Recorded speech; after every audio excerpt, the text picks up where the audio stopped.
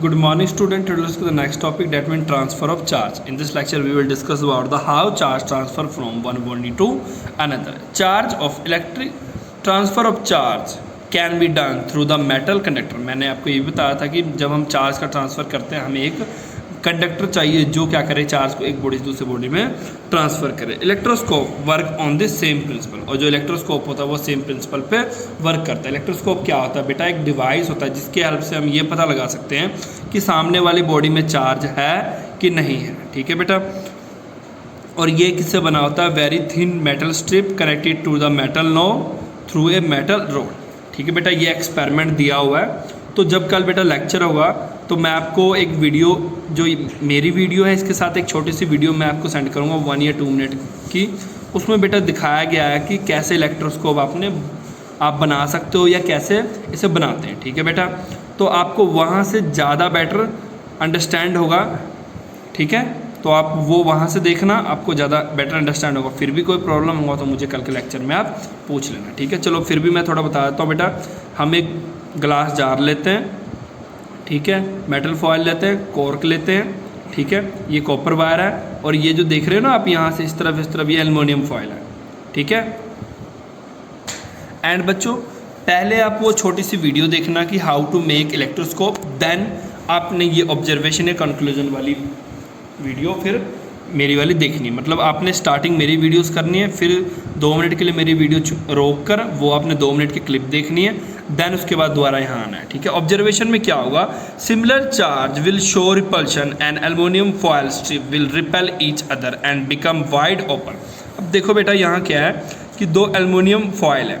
ठीक है, अगर मान लो कि उस पर सिमिलर चार्ज क्रिएट हो रहा है दोनों पे, तो उससे क्या होगा बेटा? ये एक दूसरे से क्या जाएंगे? दूर की तरफ जाएंगे. ठीक है बेटा, क्या बोल रहा है कि सिमिलर चार्ज जब होगा तो वो क्या करेगा? रिपल्शन क्रिएट करेगा इसके ऊपर. ठीक है.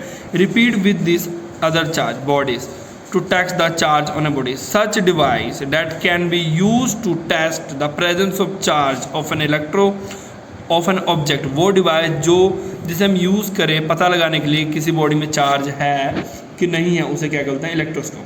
The metal clip act as a good conductor of electricity, and ये क्या करता है? ट्रांसफ़र करता है इलेक्ट्रिक चार्ज को एक बॉडी से दूसरे बॉडी में. Now touch the clip with hand, you can observe the foil collapse. और इसके बाद क्या बोल रहे हैं कि बेटा जब आप क्या करोगे, इस क्लिप को टच करोगे तो आप क्या देखोगे? फॉयल क्या हो रहा है? कोलैप्स हो रहा है. कोलैप्स मतलब क्या हो रहा है? ये पहले फॉयल खुले खुले थे, तो फिर नेक्स्ट में क्या होगा? ये आपस में आके जुड़ने शुरू हो जाएंगे. ठीक है, बिकॉज इस पे क्या क्रिएट होगा? ऑपोजिट चार्ज क्रिएट होगा, जो जिस करके क्या करेगा? एक दूसरे को अट्रैक्ट करेगा. कंक्लूजन में क्या है? When you touch the clip it loses the charge which travel to the earth through your body, so you can say that the foil get discharged. इससे क्या होगा बेटा? foil क्या होगा? डिस्चार्ज हो जाएगा. when a charged object come in contact with a body which is not charged. अब देखो बेटा इसका एक और ऑब्जर्वेशन ले सकते हो कि ऑपोजिट चार्ज क्रिएट होगा तब तो ये अट्रैक्ट करेगा ही करेगा. बट इसमें क्या हो रहा है? इलेक्ट्रोस्कोप में जब सेम चार्ज इस फॉयल पर क्रिएट हो रहा था, ये एक दूसरे को दूर भेज रहे थे. बट जब मैंने क्या किया, अब मैं इसको सिंपल सा आपको डायग्राम बना के दिखाता हूँ. या एक्चुअल में सिंपल सा डायग्राम क्या होता है? इसके अंदर क्या है बेटा? ये मान लो क्लिप है, जो ये बेटा मान लो क्लिप है. ठीक है, मैं क्या कर रहा हूँ, जब मैंने क्या किया, ये क्लिप है बेटा. ठीक है, जब मैं इस वाले पोर्शन को, आप इसके अगर सिंपल अगर कहीं आप जब वीडियो में देखोगे तो उसमें देखना कि क्या दिखाएंगे वो, कि ये बॉक्स है. यहाँ पे क्या करते हैं? सिंपल एक कॉपर वायर यहाँ खुली होती है, खुली सी कॉपर वायर होती है, नीचे एल्युमिनियम फॉयल लगा देते हैं. ठीक है, जब इसको चार्ज ऑब्जेक्ट के पास ले जाते हैं तो यहाँ क्या होता है? इस वाले फॉयल पे, इस वाले फॉयल पे क्या होता है? चार्ज क्रिएट हो जाता है, सेम चार्ज, जिससे क्या करते हैं? ये दूर दूर होने लग पड़ते हैं. पहले जो ये फॉयल होता है बेटा ये बिल्कुल पास होते हैं एक दूसरे के, पर जैसे जैसे इस पर चार्ज क्रिएट होता है ये दूर दूर होना शुरू हो जाता है. पर जैसे ही मैं जाके दोबारा यहाँ पे हैंड अपना फिंगर लगाऊंगा, इससे क्या होगा? जो भी चार्ज इस पर क्रिएट हुआ होगा वो सारी क्या करेगा? इससे मेरी बॉडी में ट्रांसफ़र हो जाएगा, जिससे क्या होगा? दोबारा ये फॉयल इस तरह से हो जाएगा, क्योंकि इस पर कोई भी चार्ज अब नहीं रहा. ठीक है बेटा, इस प्रोसेस को बोलते हैं डिस्चार्जिंग.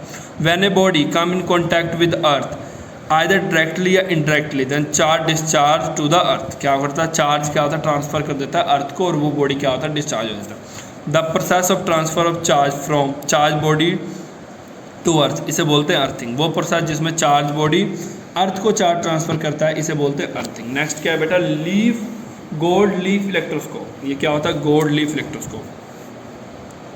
ये बेटा क्या है, रबड़ का बना है, इसमें ये स्ट्रिप है, ऊपर ये डिस्क है। ये इसी डिस्क को हम किसी भी चार्ज पार्टिकल मतलब बॉडी के पास ले जाते हैं तो ये ऑब्जर्व करता है कि उसमें करंट है।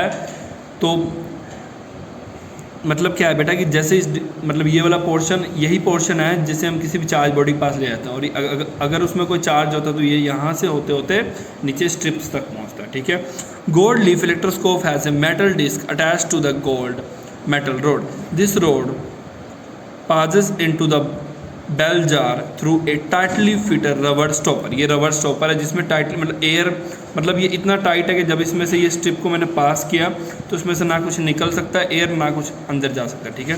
Two metal thin strip are fix at a bottom of the metal rod made up copper. ये किसका बना होता है, कॉपर का, ब्रास या गोल्ड का, किसी भी चीज़ का ये बना हो सकता है। The base of the jar has tin foils attach to the electrode. और आपको पता है ना बेस ऑफ द जार पे क्या होता है, टिन फॉयल होता है, ठीक है। इसमें क्या बताया गया है, जो बेस ऑफ द जार है बेटा उसमें क्या, वो किसका बना हुआ, टिन फॉयल, ठीक है, या गोल्ड का या कॉपर का।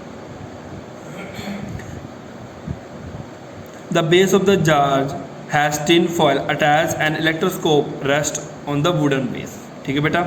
जो बेस है जार का वो टिन फॉयल है, पर जो बाकी पोर्शन है वो किसका, लकड़ी का है, ठीक है।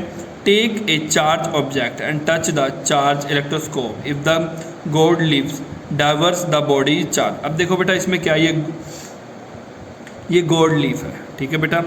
अब इसमें क्या है कि मैं इस इलेक्ट्रोस्कोप के लेके जा रहा हूँ किसी चार्ज पर, जैसे अगर उसमें चार्ज होगा तो ये क्या करेगा, पहले चार्ज यहाँ आएगा और इसको होते होते चार्ज यहाँ चल जाएगा, और जैसे ही चार्ज यहाँ जाएगा तो चार्ज इस फॉयल पे भी आएगा, क्योंकि दोनों पे सेम चार्ज है तो दोनों क्या करेगा, एक दूसरे से दूर भेजेगा। इसका मतलब क्या शो हो जाएगा कि इसके अंदर क्या है, चार्ज है। अगर ये डाइवर्ज नहीं करेगा मतलब अपने पोजिशन से दूर नहीं जाएगा, मतलब उसमें चार्ज नहीं है। Now bring the bodies unknown charge close to the disc, observe the divergence. जितना ज़्यादा डाइवर्जेंस होगा बेटा याद रखना उतना ज़्यादा क्या होगा, चार्ज होगा।